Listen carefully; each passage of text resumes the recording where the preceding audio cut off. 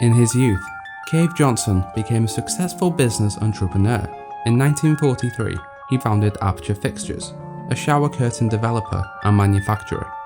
Much of Johnson's early success came from Aperture Fixtures, and with the company developing high-tech shower curtains for most branches of the United States military as well as the public, Johnson soon became a billionaire. Making use of his new wealth, in 1944, Johnson purchased a huge salt mine in Upper Michigan, whose tunnels extended over 4 kilometers below the surface. Here, the main Aperture Fixtures facility was constructed, the underground caverns. Following this, in 1947, Johnson decided to take a more broad scientific approach to Aperture Fixtures, and promptly renamed the company Aperture Science. Johnson began to focus on experimental physics as a new direction for the company, and although Johnson was well known for his unorthodox approach to science, Aperture Science received an award for Best New Science Company the same year. By the 1950s, Aperture Science was prospering. Within the Aperture Science Enrichment Center, Johnson took an active role in the company's testing of products, making voice announcements and pre-recorded messages to address the test subjects that consisted of specially selected astronauts, Olympians and war heroes. Johnson was aided by his assistant, Carolyn, during this time, who remained loyal to him for decades to come. By this time, Aperture was in the process of developing the quantum tunneling device, and various prototypes were utilized in the many test chambers rapidly constructed in Test Shaft 09 and beyond. Everything seemed to be working in his favor. However, in the 1960s, Aperture's financial boom period had passed, and with countless products stuck in the testing phase, as well as many being pulled from the shelves for violating health and safety regulations, Aperture was beginning to struggle. In '61, Johnson ordered the lower areas of Test Shaft 09 to be sealed off to hide the highly unethical experiments Aperture had been conducting. In '68, Aperture Science was involved in the US Senate hearings regarding astronauts gone missing following their participation in testing.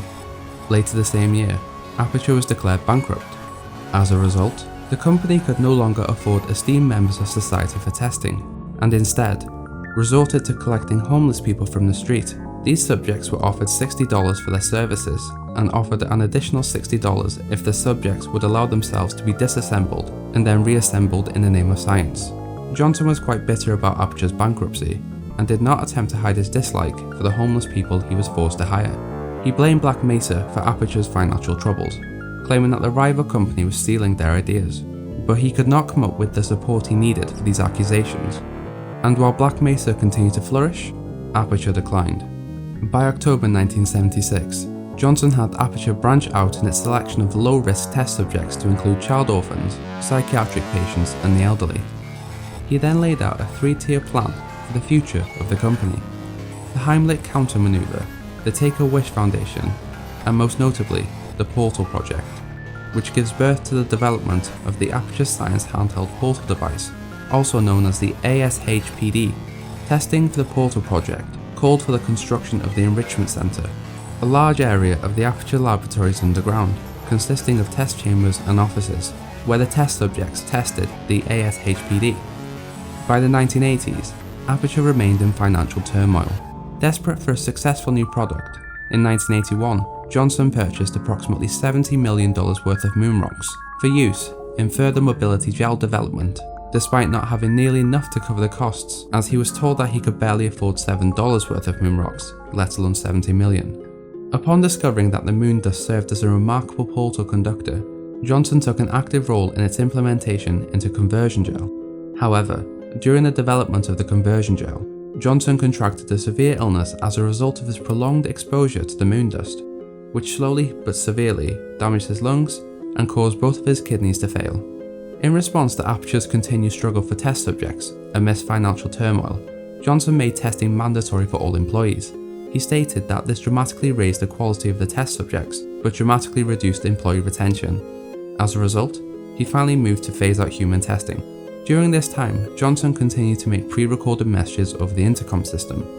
However, few were on the subject of testing, and instead addressed employees about the future of the company, many having Johnson raging over his imminent despise. Desperate to cheat death, in 1982, Johnson ordered his engineers and technicians to begin research and development on a computer system that could store his consciousness. However, should the system be completed after his death, Johnson ordered that his ever-loyal assistant, Carolyn, would succeed him as CEO of Aperture and have her consciousness uploaded instead, regardless of any protests that she might have. Later in '82, Johnson died while the AI technology was still in the research phase. In 1986, Aperture Science began to hear of a similar portal technology being developed by Black Mesa. To counter this, construction of the first genetic lifeform and disk operating system, also known as GLaDOS, began in Aperture laboratories, with the aim to accelerate the Portal project based off the artificial intelligence research started years before. 11 years later, in 1997, the construction of GLaDOS was nearing completion. As a failsafe, the Aperture Science Red Phone plan was implemented in the event that GLaDOS became sentient and dangerous. This required an employee to sit by a red phone on a desk in the entrance hall of the central AI chamber.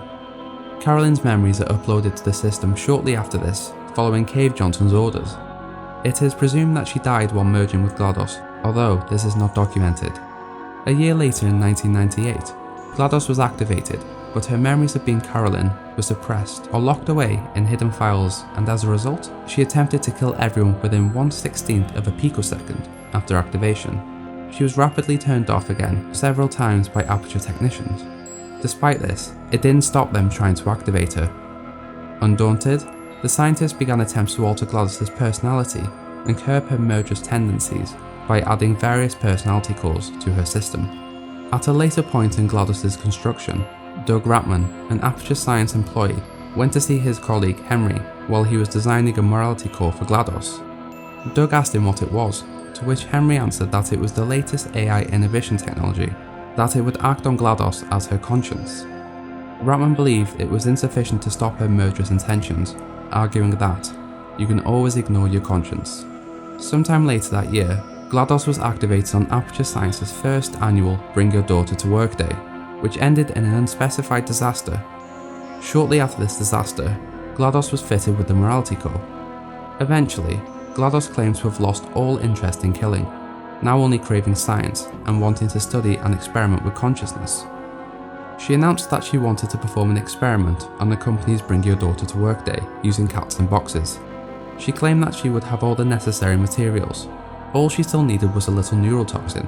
The scientists agreed reluctantly, figuring it would be fine as long as it was for science.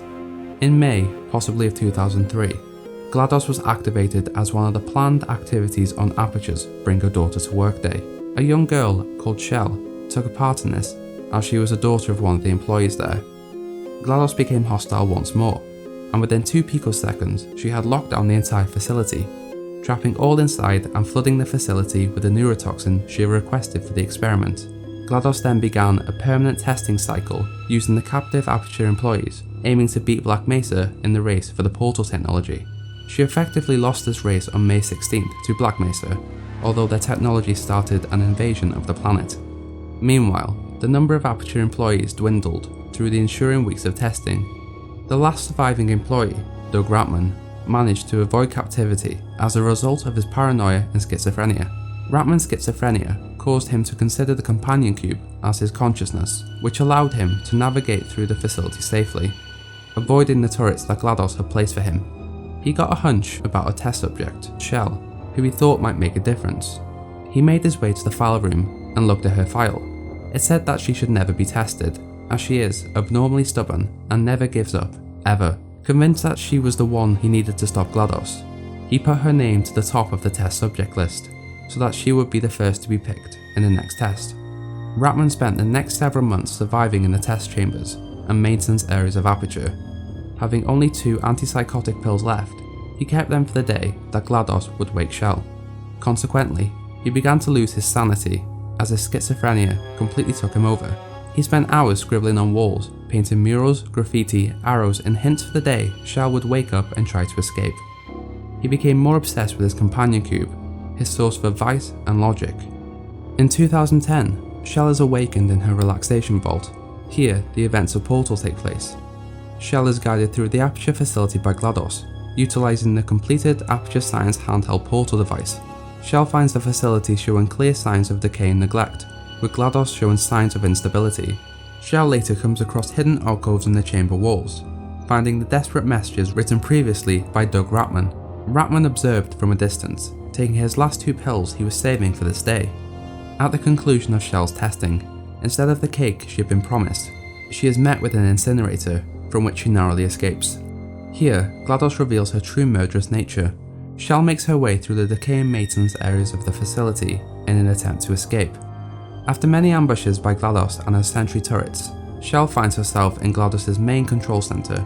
After destroying GLaDOS' morality core, the robot, now free of her restraints, begins to once again flood the building with neurotoxins. However, Chell manages to incinerate the AI's personality core before being consumed by the toxins. GLaDOS is seemingly destroyed while Chell is thrown outside to the parking lot in a subsequent explosion. Doug follows Chell up to the surface where he sees her being dragged back into the facility by the party escort bot. Against his companion cube's objections, Doug goes back into the facility to save Chell as he feels responsible for her predicament. Back in the facility, he discovers that Chell has been placed in the cryo chamber in the relaxation center. He discovers that GLaDOS' explosion blew the main power grid, and so, all of the cryo chambers are offline.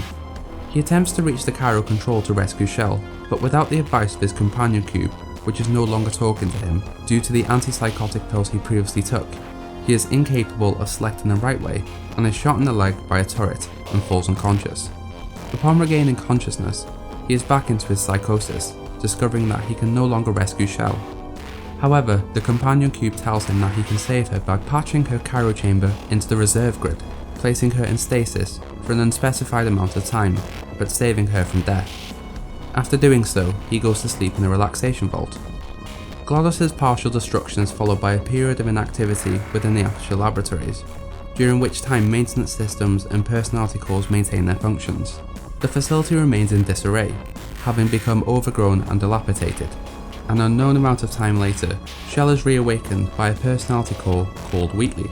He insists that he can secure an escape route out of Aperture laboratories, which instead results in the inadvertent reactivation of GLaDOS, and the testing begins again. Wheatley rescues Chell from the testing course and helps her to GLaDOS' control room, sabotaging GLaDOS' defenses along the way. After an extremely brief confrontation, Wheatley, with Chell's help, is placed in control of the Aperture Science facilities. He immediately becomes mad with power and proceeds to integrate GLaDOS' core with a potato battery.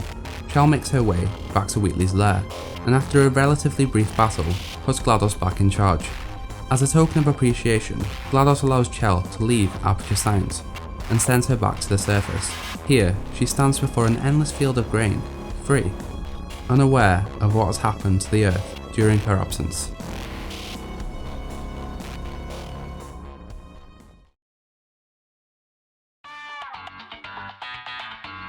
Hi guys, thanks for watching. This was Portal, A History of Aperture. If you like this, then hit that like button, and if you really like this episode, then hit that subscribe button. I'm going to aim to get at least one of these out a month, if not, maybe 2. They do take a lot of work. Anyway, enjoy your day. Bye.